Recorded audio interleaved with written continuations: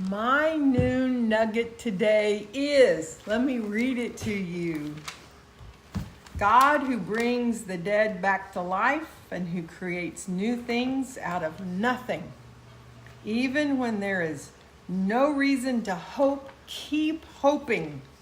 God is able to do what he has promised. Yeah, I'm going to read it to you again.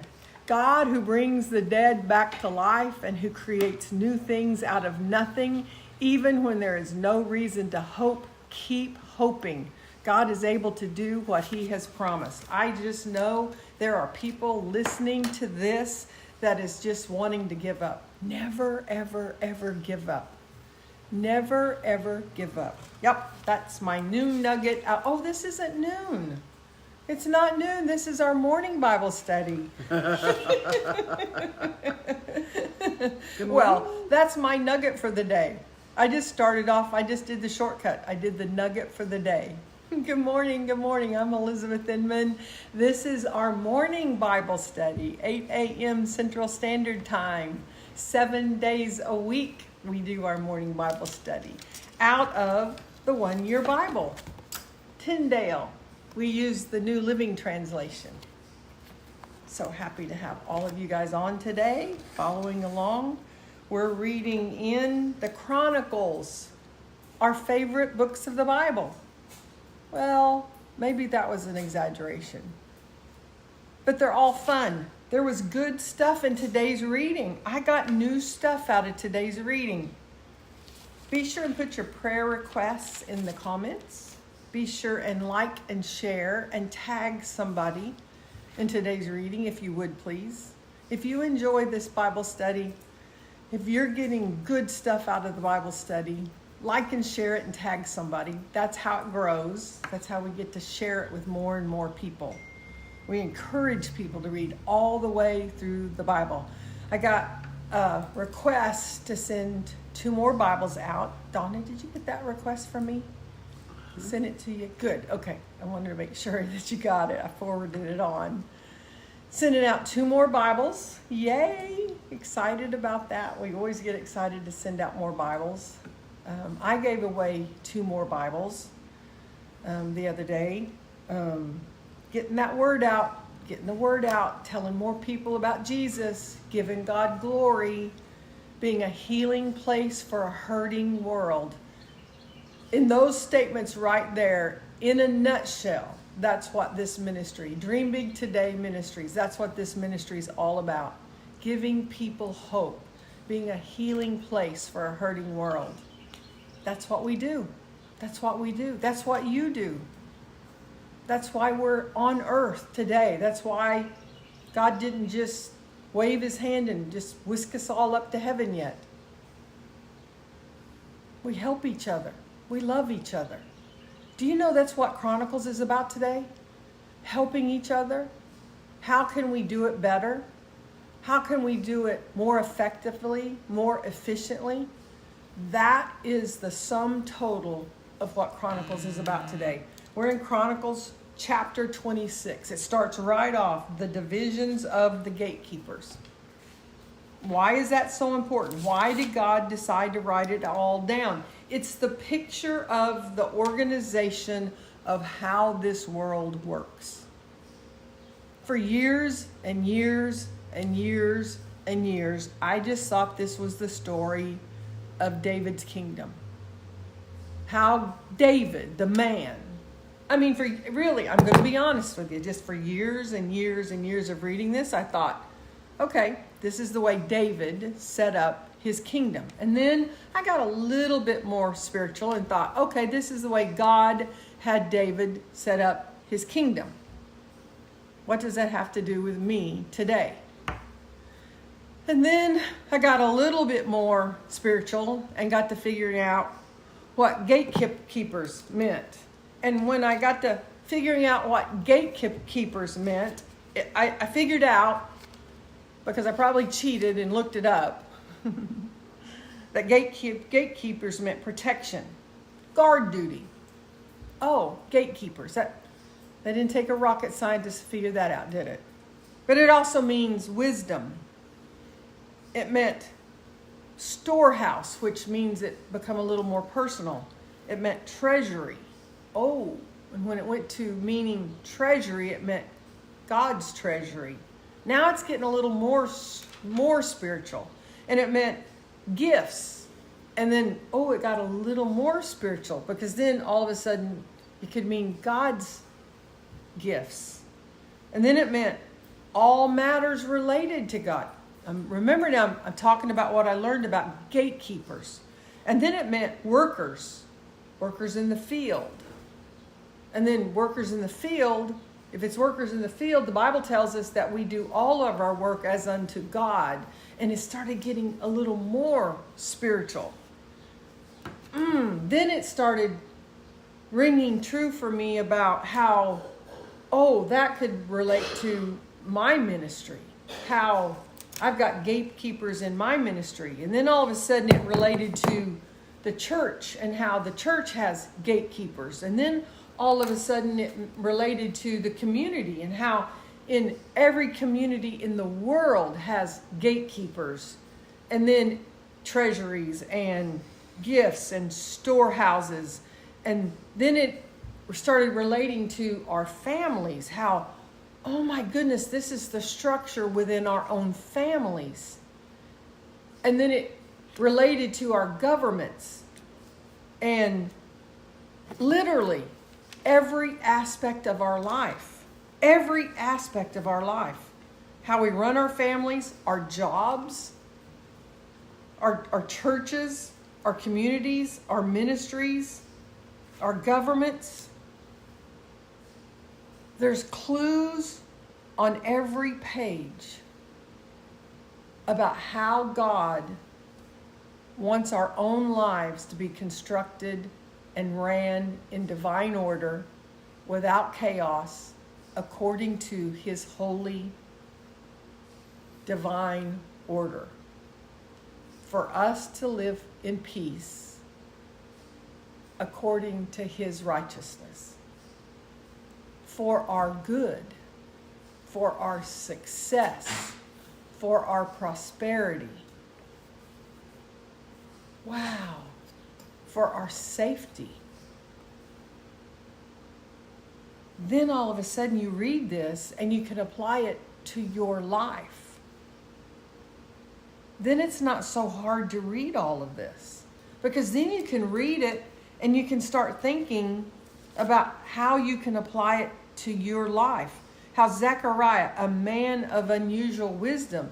And then you think, well, if Zechariah had unusual wisdom, how can I have unusual wisdom? And when you read something like that, then the words in James comes up, or the words in Samuel comes up about how Solomon got his wisdom. And in James, where it says that if we lack wisdom, we ask, and God is faithful to always give us all the wisdom that we need. And then the book starts tying it all together for us in what we do in this life, day by day, sentence by sentence, prayer by prayer, listening for guidance. He is a lamp unto our path. He makes our crooked path straight.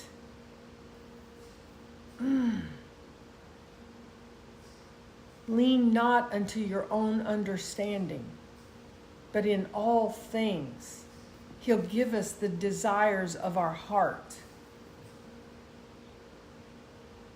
When we read every single day,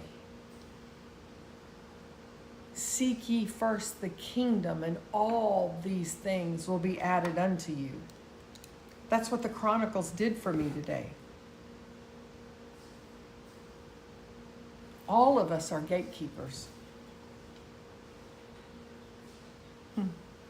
We're in charge of the treasuries of the house of God, the treasuries of the gold dedicated to the Lord.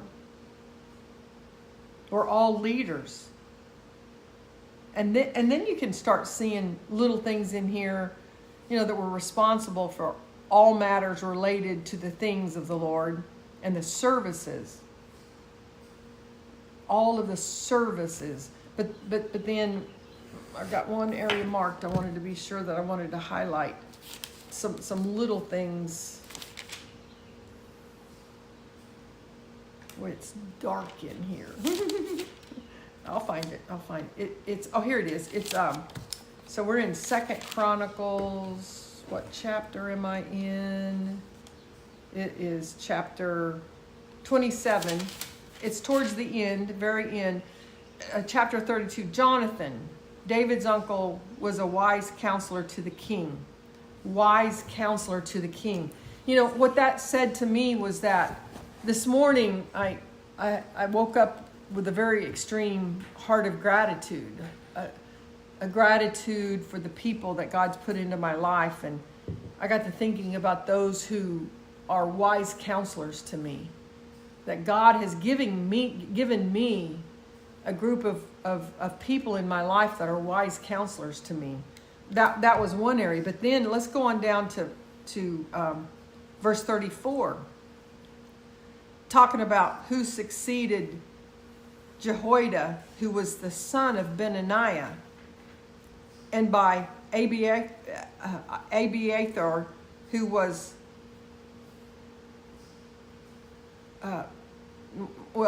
son of Benaniah, and then Joab was the commander of the king's army. The point I'm wanting to make is also going to go back to Benaniah was mentioned several times in today's reading, because once again I talked about how it ties in so many different places. This is a repeat again of David. How important the story of David was to God, that he repeats his story over again for us. And inside of that story, certain people, certain characters are repeated over and over again. He's giving us clues. Why are these clues so important that he repeats them over and over again? Why was Benaniah repeated over and over again for us? Why was it so important that God points out Benaniah to us? And these are things that I hadn't even paid attention to for many, many years.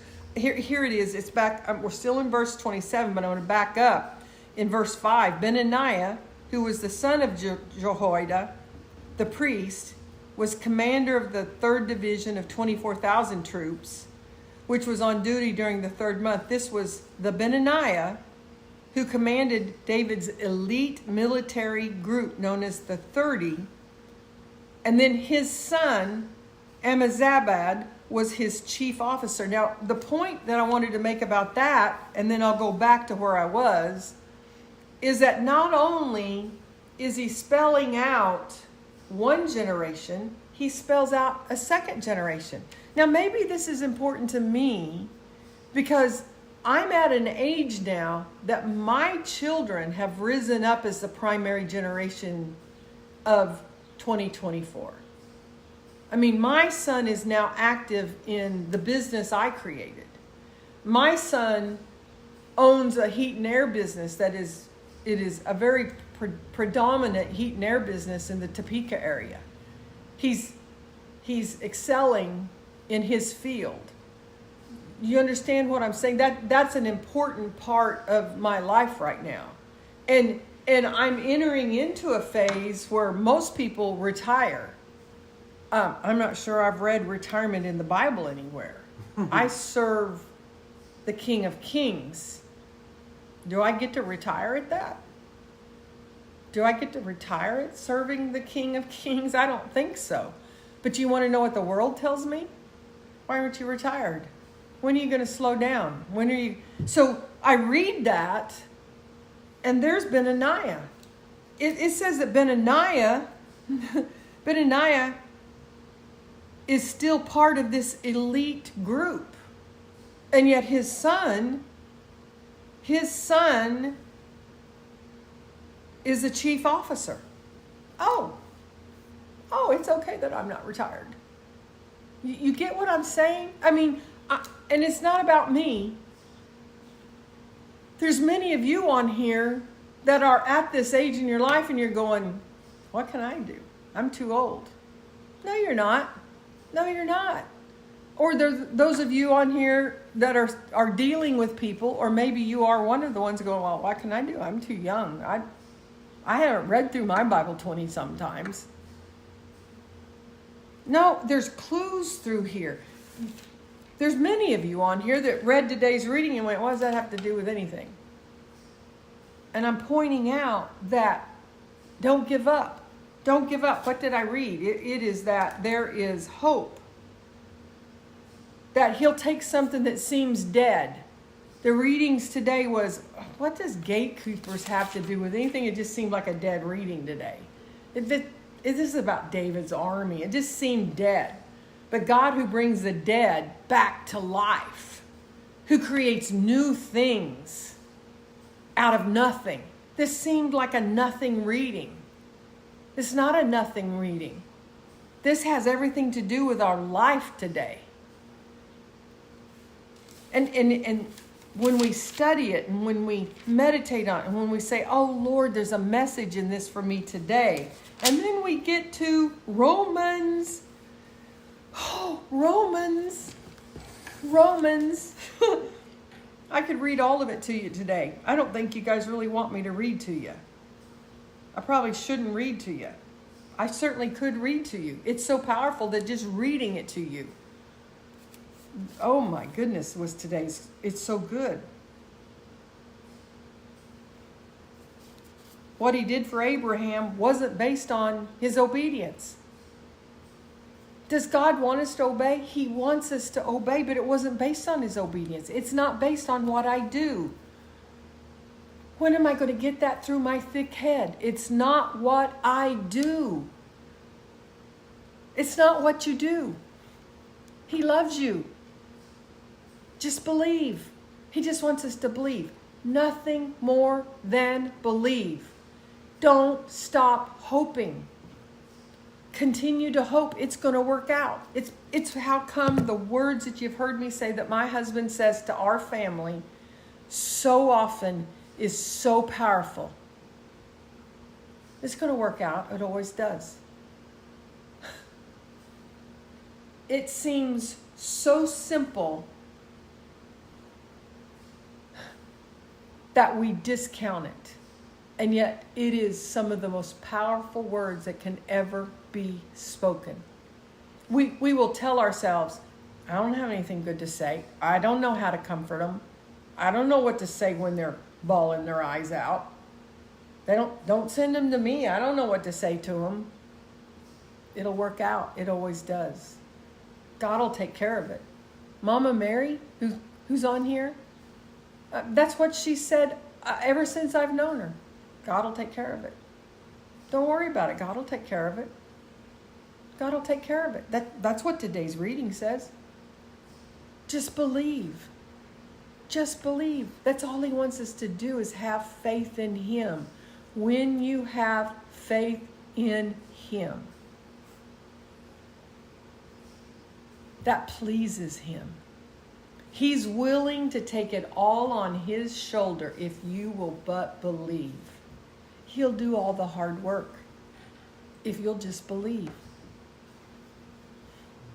Oh, but we want to stress about it. Oh, we got to figure out, what are we going to do? What am I going to do? What am I going to do? What am I going to do? If I'll just do this. Maybe if I'll do that. If I'll just do that. How come I don't know what to do? Oh, if I only knew what to do.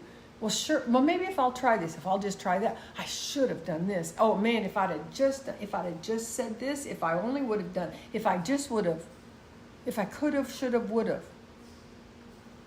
And then we kill ourselves from the inside out. The next thing you know, our blood pressure shoots up. The next thing you know, they tell us our cholesterol's high. Then the next thing you know, we've got this diagnosis. And the next thing you know, they prescribe this pill for us. And the next thing you know, we got this pill and that pill and this pill. When all we had to do was believe. God's got this. God's got this. God, I cast my burdens. Here, you take this from me. It'll work out. It always does. It's going to be okay. It always is. We'll find that next house to live in. God will show us. God's already got it picked out for us. God knows which church he wants us to be in. God's got my next wife. Next wife, did I say that? Not for the guys. God's got that wife picked out for me. He's got the perfect wife picked out for us. Tom wasn't even hunting when he found me. He hadn't even been dating when he found me. He's smiling, kinda. God found him the perfect wife, huh, baby?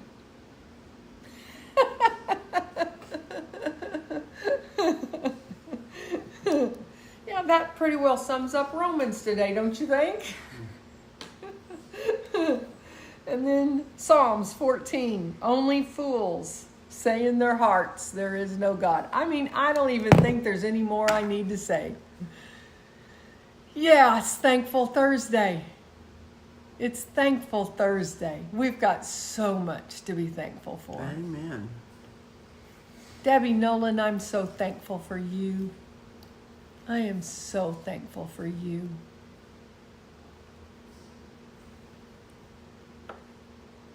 You know what else I'm thankful for, Debbie Nolan?